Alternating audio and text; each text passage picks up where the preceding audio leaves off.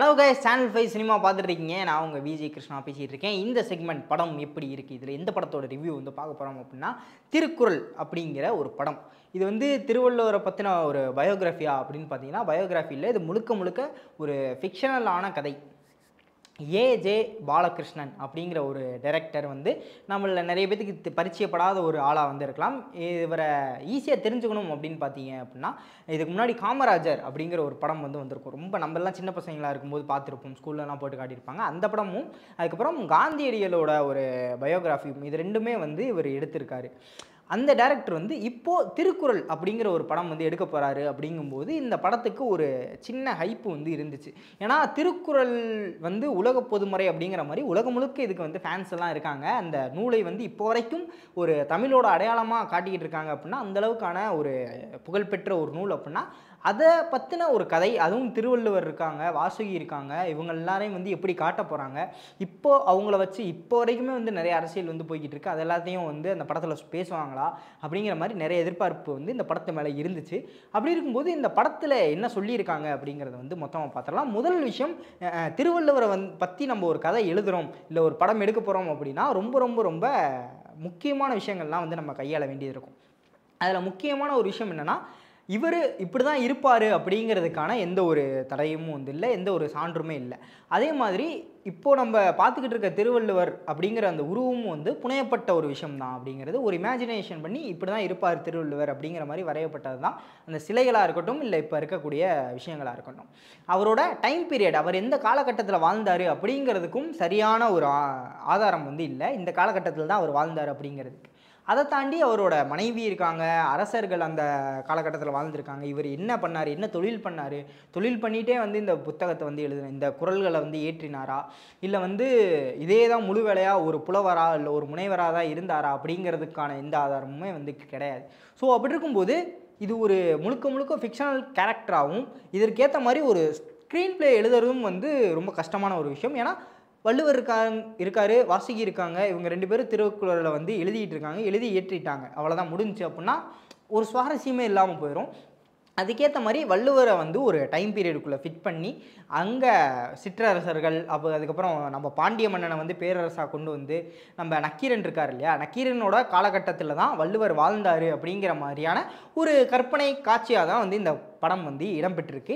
இதில் அந்த நிறைய குறள்களில் வந்து அறம் பொருள் பற்றிலாம் வந்து சொல்லியிருப்பார் இல்லையா, எது அறம் அப்படிங்கிறது, ஒரு மன்னன் எப்படி இருக்கணும், ஒரு தலைவன் தலைவி வந்து எப்படி நடந்துக்கணும், ஒரு போர் வீரன் வந்து எந்த அளவுக்கு ஒரு தைரியமாக இருக்கணும் அப்படிங்கிற எல்லா விஷயத்தையும் வந்து சொல்கிறதுக்கான இடத்தை இந்த ஸ்க்ரீன் பிளேயில் வந்து அழகாக மேட்ச் பண்ணியிருக்காங்க, ஃபிக்ஸ் பண்ணியிருக்காங்க அப்படின்னு சொல்லலாம். ஏன்னா இதில் வந்து சிற்றரசர்கள் இருக்காங்க, பேரரசர் ஒருத்தர் இருக்கார், அதுக்கப்புறம் முனைவர்கள் இருக்காங்க, அதுக்கப்புறம் அண்ணன் தம்பிக்கான அந்த ஒரு பிரச்சனை இருக்குது, காதல் இருக்குது, ஒரு திருமண வாழ்க்கை இருக்குது, இந்த மாதிரி நிறைய விஷயங்கள் போர் நடக்குது இடையில, இந்த மாதிரி நிறைய விஷயங்கள் இருக்கனால இதில் அவர் சொல்லப்பட்ட அந்த அத்தனை கருத்துக்களையும் அடக்கிறதுக்கு ட்ரை பண்ணியிருக்காங்க. ஆனால் அத்தனை கருத்துக்களையும் உங்களால் அடக்க முடியல அப்படிங்கிறது தான் வந்து ஒரு உண்மையாக நம்ம வந்து இங்கே சொல்லி ஆகணும்.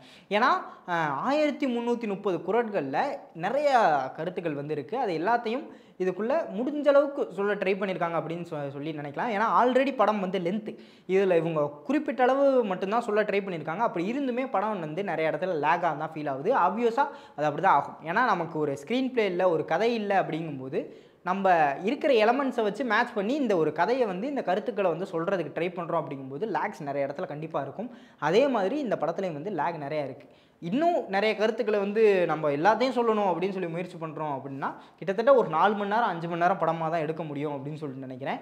அந்தளவுக்கு எடுத்தால் ஆடியன்ஸும் பார்க்க மாட்டாங்க. ஸோ இது ஒரு பதிவு அப்படிங்கிறதுக்காக ஒரு 2 மணி நேரம் மட்டும் எடுத்திருக்காங்க. திருவள்ளுவர், வாசுகி அவர் வாழ்ந்த காலகட்டத்தில் இப்படி தான் இருந்திருப்பார் அப்படிங்கிற டைரக்டரோட ஒரு ஃபிக்ஷனல் ஸ்டோரி தான் இந்த திருக்குறள் அப்படிங்கிற சொல்லியாச்சு. என்னடா அப்படி என்னென்ன கருத்துக்கள்லாம் வந்து சொல்லியிருக்காங்க அப்படின்னு பார்த்தீங்கன்னா, அறத்துப்பால், பொருட்பால், காமத்துப்பால் அப்படிங்கிற 3 பால்கள் வந்து நம்ம திருக்குறளில் இருக்குது அப்படிங்கிறது தெரியும். இதில் அறம் பற்றி நிறைய இடத்துல பேசுகிறாங்க, அதுக்கப்புறம் பொருட்பால் அதுவும் வந்து நிறைய இடத்துல பேசுகிறாங்க. ஆனால் இந்த காமத்துப்பால் இருக்கு இல்லையா, இதை மட்டும் கொஞ்சம் மெயினாக நிறைய இடங்களில் வந்து நிறுத்தி நிதானமாக பேசியிருக்காங்க அப்படின்னு சொல்லிட்டு தான் நினைக்கிறேன். நீங்கள் ட்ரெய்லர் பார்த்தீங்கனாலுமே இந்த ஒரு பாணியில் தான் இருக்கும்.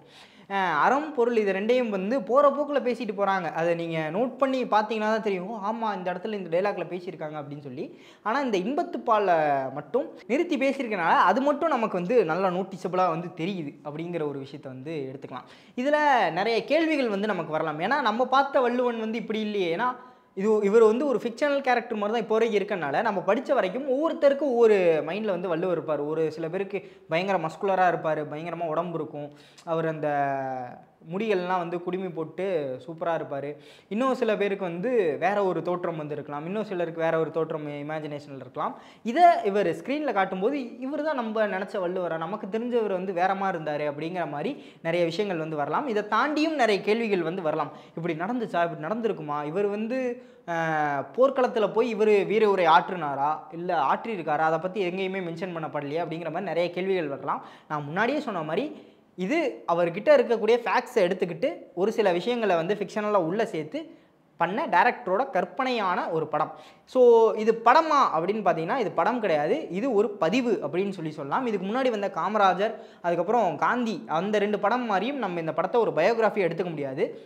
இது டைரக்டரால் பண்ணப்பட்ட ஒரு பதிவு திருக்குறள் அப்படிங்கிறத வந்து நான் இங்கே சொல்லிக்கிறேன். இது தியேட்டரில் போய் பார்த்தீங்க அப்படின்னா கண்டிப்பாக ஒரு லேகியான படமாக தான் வந்து இது இருக்கும். நிறைய பேரால் உட்கார முடியாத சூழ்நிலை இருக்கும். ஏன்னா இப்போ இருக்கக்கூடிய ஜென்சி கிட்ஸ் இந்த ஜென்ரேஷன் வந்து டக்கு டக்குன்னு ஆக்ஷன் காட்சிகள் இருக்கணும், படம் வந்து டக்கு டக்கு நகரணும் அப்படின்னு இருக்கும்போது ஒரு பண்டைய தமிழில் பேசிக்கிட்டு இருக்காங்க, நிறைய வார்த்தைகள் வந்து நமக்கு புதுசாக இருக்கும். அங்கே போய் உட்காந்து இவங்க என்ன பேசுகிறாங்க இந்த ஒரு ஸ்லோவான ஸ்க்ரீன் பிளேவை பார்க்குறதுக்கு நிறைய பேரால் கண்டிப்பாக முடியாது. இல்லை எனக்கு இந்த மாதிரியான கதைகள்லாம் பிடிக்கும், எனக்கு பொறுமை பயங்கரமாக இருக்குது அப்படின்னா கண்டிப்பாக நீங்கள் தியேட்டரில் போய் விசிட் பண்ணி பாருங்கள். மற்றவங்களும் இந்த படத்தை கண்டிப்பாக பார்க்கணும் ஒரு தடவையாவது அப்படின்னு சொல்லிட்டு நான் இங்கே சொல்லிக்கிறேன். தியேட்டரில் போய் பார்க்குறீங்களோ இல்லையோ இந்த படத்தை வாழ்க்கையில் கண்டிப்பாக ஒரு தடவை பார்த்துருங்க. ஏன்னா இது படம் இல்லை, மறுபடியும் சொல்கிறேன், இது ஒரு பதிவு அப்படிங்கிறதோட இந்த ரிவ்யூ வந்து முடிச்சுக்கிட்டு இன்னொரு ராஜமான வீடியோவில் உங்களை வந்து சந்திக்கும் வரை விடைபெற்றுக் கொள்வது நான் உங்கள் விஜய் கிருஷ்ணா. சரிங்க.